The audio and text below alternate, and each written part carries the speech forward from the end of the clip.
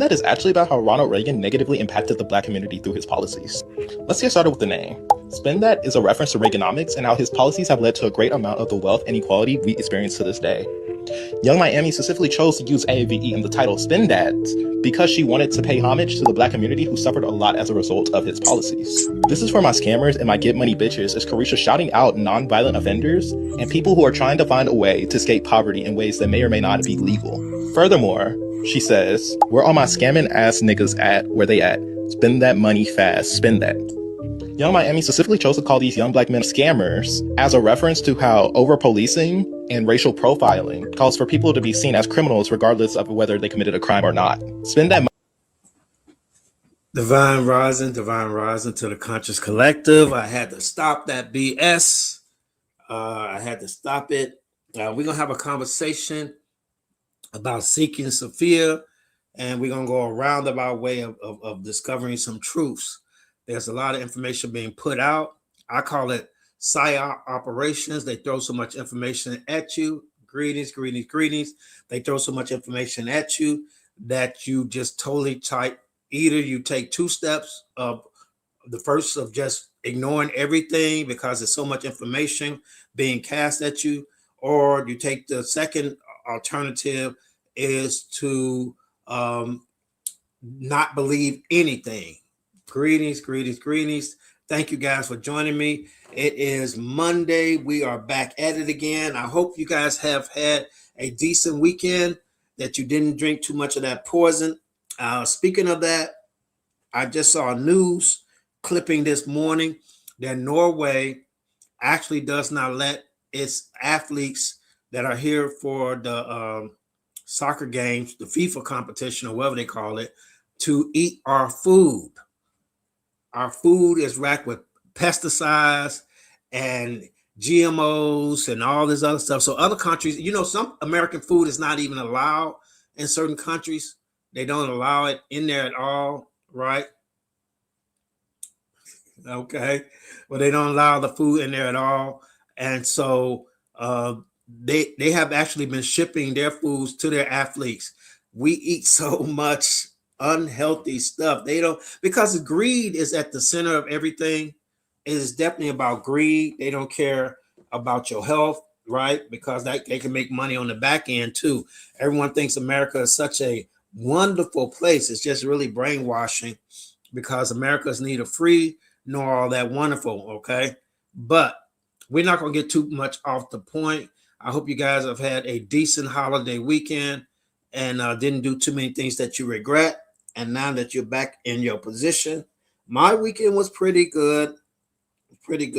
I don't know if I did anything extraordinary, but I did have to clean up my neighbor's mess, and I'm going to share this with you guys. Right, I discovered that, like, I live in an okay area, middle class area, pretty nice homes, and people are always, they tend to their gardens, and they they like to have these show places homes, right? And my community is all black. All right, I live in an all black community, okay, middle class community, and so everyone pretty much keeps their property up to value, right? But they have a lot of relatives that come out in my area because I guess they can't do fireworks or things in their area, so they're often out, in my areas doing their fireworks, and I noticed that when they did their fireworks, right? You know how that the paper splatters everywhere, and it's everywhere, and it's the rims is left of the explosion. They just left it there. Well, they cleaned up a little bit because I had a confrontation, not really a confrontation with my neighbor. I was just being me. So last year, right, I came out and it was all this stuff in front of my house. And I was like, what's going on? I swept it up. And then I was like, so I guess a couple of weeks later, I saw my neighbor across the street. And then I don't know what we were talking about, but I asked her, I said, did you see who shot out all these fireworks in front of my house? Because when I catch them and I wasn't as as as nice as I try to work hard to be, right? I said, when I catch them, I'm gonna, so she was like, "Oh, that was my people." And I was like, "Oh, I apologize." I was like, I felt bad then because I was like, because I thought it was the people down the block who did it, who came, because I live in a cul-de-sac. It's a big circle and it's pretty quiet, right? And so people like to come down here and they like to go in a circle and do things because it's like open, right? And so I thought it was some people down the street who came down here, shot their fireworks, and then, and she said, "Oh, we thought we cleaned up, but we didn't. And I'm so sorry." I said, "Well, you live here too, so no big deal, blah, blah, blah." I'm not trying to be that person. I'm not trying to be the guy like, get off my grass I'm not trying to be the HOA squeal or something like that, right? So I was like, fine, right? But this year, right, when they popped, I did see her out there cleaning up, right? But then another neighbor came out and they popped off their fireworks, right? And I guess they cleaned up too. But when it was dark, and so when it's the date, I almost said turned on the light. When you are looking at it in the morning, it's everywhere, right? So I went out there and I kind of swept it up because it was going to be hot yesterday, and I wanted to get out there early and sweep it up, right? So I swept up the whole cul-de-sac. Took me about an hour and a half, right? Maybe an hour. I don't know, hour and a half, right? To sweep it up and, clean it all up, right? And no one came out, right? The people who popped the firecrackers didn't come out. None of them came out. I guess they were drunk and hungover or whatever they were doing, right? As I was sweeping, I didn't pop any firecrackers, but I'm the guy that returns his cart to the corral. I'm the one that, tries to, care for Sophia Gaia, which is the Mother Earth. I don't try to throw trash or anything like that. We can have a longer conversation about Sophia Gaia later on, but I always try to respect the earth in some kind of way, just in small ways. Try to respect the earth, right? So, but I realized one thing. I'm going somewhere with this. I realized one thing that happened. A lot of, and I only know about my people. I don't know about a lot of other people. I can guess how they think, but I've been Black a long time, and I like to tell people I am so grateful to be Black, but sometimes being Black comes with its disappointments too. It comes with its challenges, right? But I like being Black. I chose to be Black, and I appreciate being Black. But sometimes that can come with some challenges, right? So I can only speak from my cultural reference here in America. I'm talking about Black America. I don't know about Africans. I don't know about other melanated people. I'm talking about just as a Black American here, right? And I noticed while I was cleaning up the fireworks paper or whatever the hell, shreds, whatever it was, right? I noticed that no one came out to kind of help do it, right? And these are people who have well-kept homes. Divine Rise and Divine Rise. These are people who have well-kept homes and well-maintained yards, right? Then I kind of got a download that a lot of us do things for show, right? And not really because they're the right things to do, right? A lot of us are performative, right? Impressive. Let's impress each other with, I have this new car, my yard is like this, but when it comes to like keeping it up, right?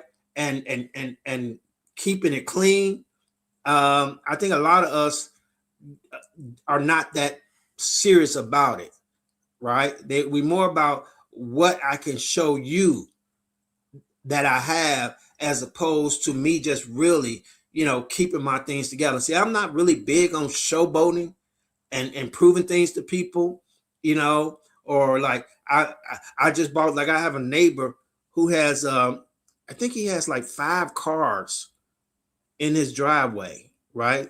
Now, cars appreciate quickly, and he just keeps buying new cars, right? And he said, well, people think I have a car lot over here. I got so many cars. And I'm looking at him like, I don't care. I mean, I'm just looking at him like, I don't know why you said that. Don't make any sense to me because cars are not valuable once you buy them. They depreciate. But I think he likes to show off the many different cars that he can buy. And he likes to sit there like, I'm look at me, y'all. Look at me, y'all. You know, and we go to those extremes sometimes where we're about showing off things to people, but really not about really being serious about our personal development or the upkeep of our communities or even upkeep of ourselves financially. If I can prove it to you, I could care less about how strenuous it is on me or what other thing you might think. I'm only serious about just showing you it. I don't know. That's what I kind of got out of it. It's kind of just weird the way that we would do things just so we can show people, but we're not really doing if no one sees them, right? If no one sees them, are we really serious about what we say? But take the message out of that what you will. We're gonna talk about a call to all women to seek Sophia. That's been on my spirit. Seek Sophia. If you know what Seek Sophia is, please put it in the chat. All right. Thank you for watching this. Give this a thumbs up.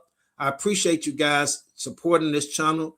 I do it for each and every one of you guys. But we're going to talk about seeking Sophia and why it's important to seek Sophia as we go through some of these videos, PSYOP operations. This guy is reaching so far.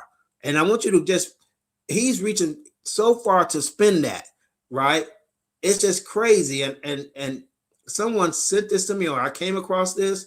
Seeking Sophia is seeking wisdom. So what actually does that mean? To seek wisdom, right? A lot of people ask me, well, Baba, I want to be back in my feminine energy. I want to be back in, how do I get back in my feminine energy, right? And I was like, you have to, allow Sophia to dwell in your heart and in your body, in your mind. And so what is Sophia? You have to tap back into that divine wisdom, that divine knowledge and understanding. So you need to seek it. And by seeking it, you learn how to integrate the world into your being so you can maneuver correctly in this place of existence, right? So we're going to talk about that. But I want to showcase, and I'm going to highlight some of the videos that you sent me, sister. I'm glad you're back on the program. I know you got off a little bit. You had to dip and dab in the world. I'm not mad at you. It's a challenge for us to stay out of the world when we have everything we know is of the world. But we're back here now. It's easier for me, but it's a lonely. I text somebody over the weekend that I'm lonely. I spend a lot of time lonely. I spend a lot of time lonely. It's not because I'm not anti-social. I think I'm anti-spiritual. If you don't match my spirituality, it just doesn't work for me. So I'm kind of awkward spiritually. Like some people can be awkward socially, right? I'm awkward spiritually, right? I know where the party's at. I know how to be social. I can read people. The party didn't get started till I got there. Okay. I remember times, right? My aunt caught me one time when I was in that life. And she's gone on to her next creation, her next evolution, right? But I was in that life with her, and they were having a party, and it was like upstairs and downstairs of a split unit. My family owned 2 buildings, and they had like split units, right? But at this one party, it was like upstairs and downstairs, right? And I got there, and so I never made it upstairs, right? So my aunt said, when she saw me a couple of days later or called me, we were talking, she said, somebody said you was at the party, but I didn't see you. And I said, well, I never made it upstairs, right? Because upstairs, they were saying that I was there, they were like, your nephew's downstairs now, right? She said, oh, he'll be up in a minute, right? And they were up there party. But when I got downstairs, right, I came through the door, and then I ran into so many people. And then we decided to go to the liquor store. And then from the liquor store, we stopped at another party, right? And then from that, we went to another. I have been invited to parties at liquor stores. All right, you at a liquor store and you're trying to, you're conversating, everyone's feeling good, and then you find out like, oh, this person, I know that person, they doing something over here. I used to leave out in Chicago. I would leave out around maybe 8, 9 in the morning, and I wouldn't get back to 3, 4 o'clock in the evening. That's just a normal day, summer day in Chicago. Okay. And you would be a little bit everywhere. I mean, from the north side, you would be from the north side to the south side. You'd be out in the suburbs. It would be no telling where you would end up at and be at, because that's just the way when you're connected and you out in that world, like I was, it was always something to do. Always somebody to get with, someone to, and then if you came back, you had all that, bought a bunch of crap off the street, right? We had a lot of street vendors, we had a lot of hustlers, we had a lot going on. It was a time to be alive. Trust me, it was a time to be alive. I am so grateful that I had the time to grow up in Chicago. I don't know what they do now. All this social media, all this behind the keyboard, woofing and puffing and meeting people. It's nothing like, you look at people the way they, and I'm getting way off the subject, we're going to get back to it. You look at the way people interact in person. It's so sad. It's so sad. Guys don't know how to talk to women, and women don't know how to respond to guys, and other people don't know how to talk to people. And you look at them, you're like, wow, you guys are you really got some issues going on. You're socially and awkward, right? There's nothing like being turned down by a woman. Oh, the pain is real. The pain is real, but the pain makes you stronger. When you walk up to that young lady and you finally get the courage to say something, to crack a corny joke, and you get shot down, that pain is so real. Your guys are laughing at you, and you're like, oh my God, and you got to play it off, right? But that builds character. It makes you stronger, And now you do these little chat things and these social media platforms and all this garbage. And then you realize the person that you've been talking to online is nothing like the person in real life. And you're like, wow, this was a whole waste of time, right? If you can even get up the nerve to talk to each other. I can hold a conversation with anybody. That's why I like this, right? I've been talking on this when it was a big fat zero. When I'm looking at an Easter egg, ain't nobody trying to check out what I'm saying. It builds that character in me. All right, because it makes me believe in what I believe and what I want to share with the world. I'm not doing it for anyone else. I'm doing it for me. And that makes me stronger than most, because a lot of people do things for the approval of others, right? They say, oh, I don't need nobody approval, Bible. Then get on here and do it when there's a big fat zero. Be you when no one else is patting you on your back. Be you when no one else is supporting you. Let's see how strong you are. I digress. I feel like you guys missed this Friday if you wasn't in the room, right? But I used to call it Freestyle Friday, but now I just feel like I have some things on my chest that I want to get off. But I was talking about being social. That's easy. That's easy, right? I'm not talking about something I heard. I'm telling you something I know. Okay.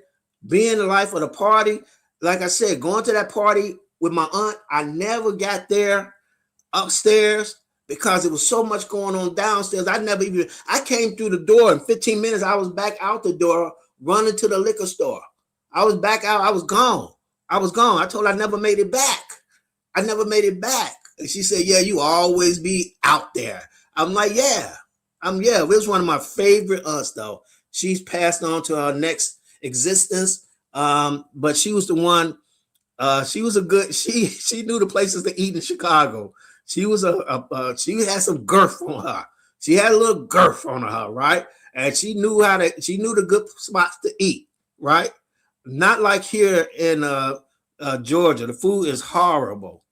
Maybe there are some good spots, but most of the stuff is terrible here, right? There's a restaurant called This Is It here. First time I ate there, that wasn't it.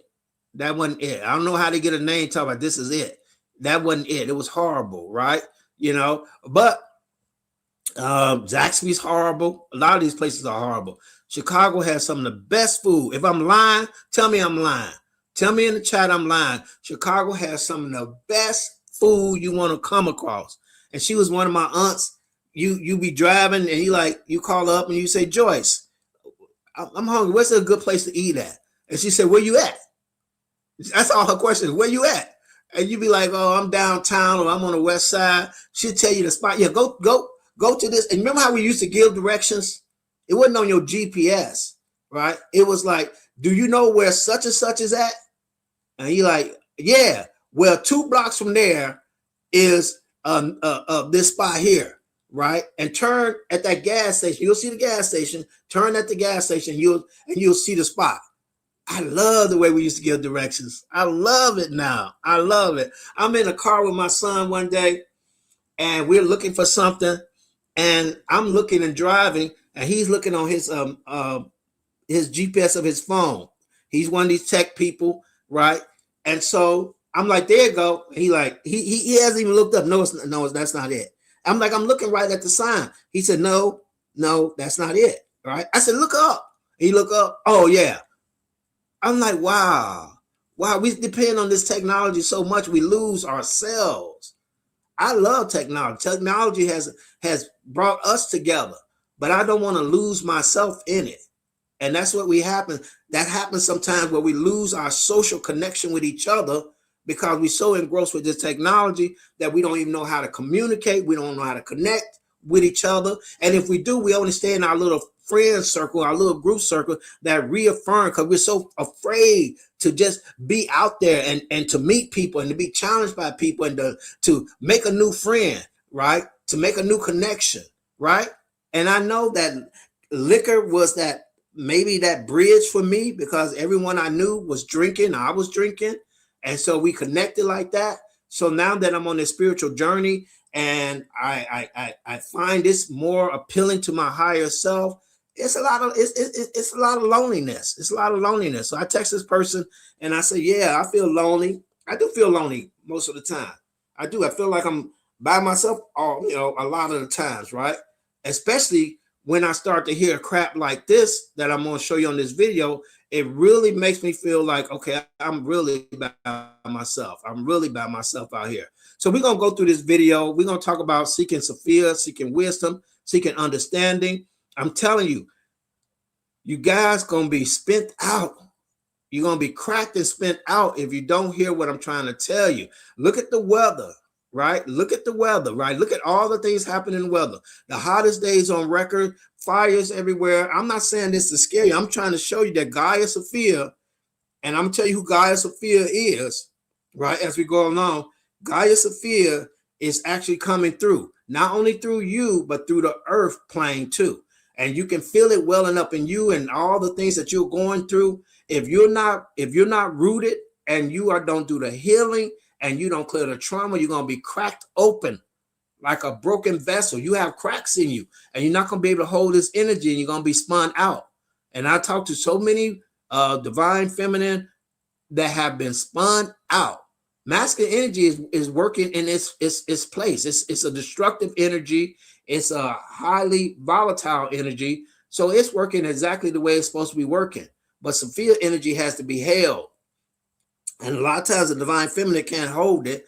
And because of the trauma and the things that have been going on and all the cracks that are in that vessel, that it's going to be cracked wide open, spun out. So hopefully I can give you some guidance today to show you how to handle that energy and that knowledge that's coming into your psyche as Sophia energy starts to rise more and more. The earth is going to get more tumultuous. It's going to get more violent. A lot more earthquakes are going to happen, a lot of things, because that is that Gaia energy coming into promise. That female energy is rising up, and that's a destructive energy in the beginning. Before it creates, it's a destructive force, all right? It's a destructive energy, and it's going to destroy all lies and untruths. It's going to recover the planet, right? But you have to destroy it first, okay, before you can go through that process. And that happens within you too. All the lies and mistruth and this and the super inflated ego and all the things you told yourself have to be stripped away before you become your highest self. All right. Yeah, it's going to get very interesting, right? But let's start with the lies. Let's start with discovering the lies, right? Listen to this guy. Money fast is a reference to how poor financial literacy resulted in the rise of capitalism and how people felt the need to spend their money instead of investing it. Hang out the drop screaming, fuck the cops, fuck 12 is a reference to how mass incarceration as a result of Reagan's policies has led to a negative relationship between police officers. I don't even know if this guy is AI or not, but he's connecting so many things that are unconnected. And people are like, oh, he's speaking the truth. He's speaking. This is a psyop operation. This guy makes absolutely no sense at all. Right? Let me ask you something, guys. Let me ask you something. Right? How many we got in here? We got a few people in here. Let me ask you some questions, right? Would you say that the divine masculine has respected the divine feminine during the course of their relationship together? Has there been a lot of divine masculine respect for the divine feminine? Just as you think about it, right? Different situations, maybe in your own personal life, have you seen a lot of respect for the divine feminine, right? I would argue that you normally don't see a lot of respect for the divine feminine. No civilization or no culture, at least in the modern era.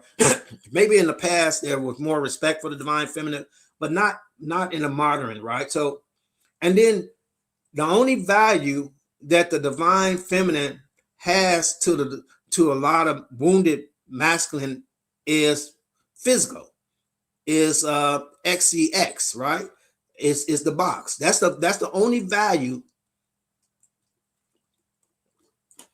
that you'll find a lot of men equate to women, right? So would that be a true statement too? That a lot of men only find value in women, you know, in the different aspect of their bodies, right? Not in their wisdom or their knowledge or their regulating of their system, just what they can get out of them, right? Where they can shoot the clubs up at, right?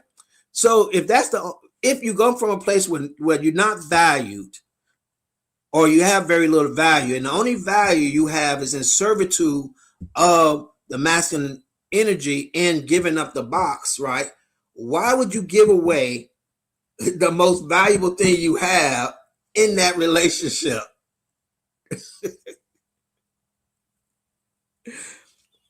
Being promiscuous was not for men's gaze. It was the value proposition that women had to negotiate the relationship with.